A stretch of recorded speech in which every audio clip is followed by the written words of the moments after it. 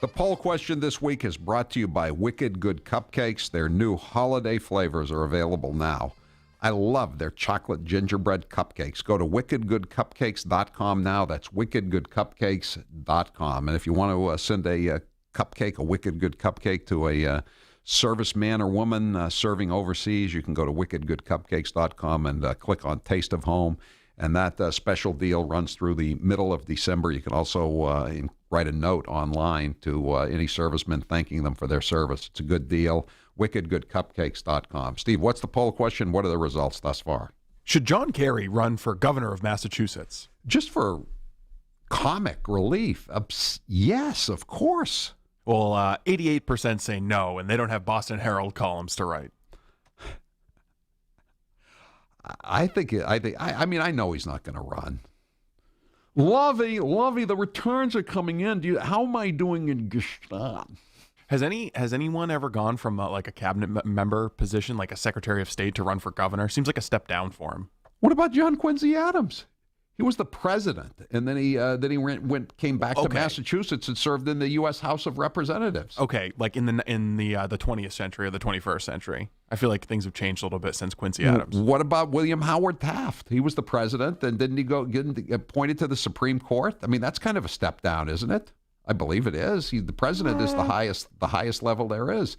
I mean, this is nothing new. You know, the thing is, you know what I got to check too?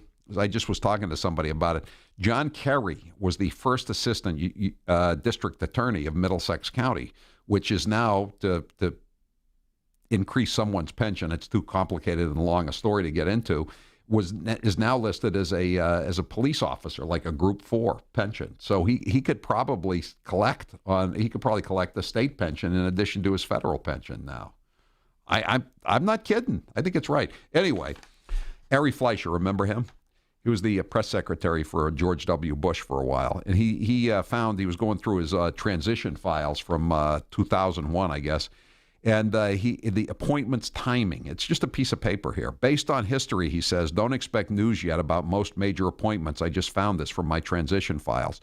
So except for George H.W. Bush, who appointed a few people in the first 3 or 4 weeks, the first month, everybody else, through Clinton, and I guess Bush as well, they didn't make any appointments until week 5.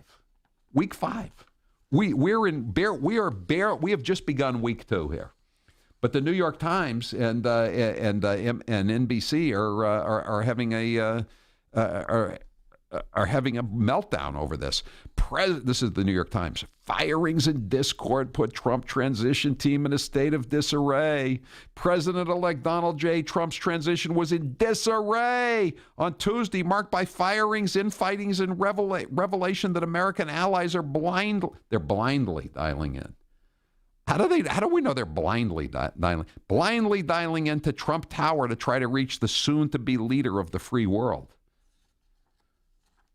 What did they have any stories like this about any of the other recent presidents in the second week or the third week or the fourth week? Christine, no time. We don't have no time. We'll be back in a moment. We'll be back with Jessica Vaughn from the Center for Immigration Studies in just a moment. Everybody stay online. We'll get to you in just a moment.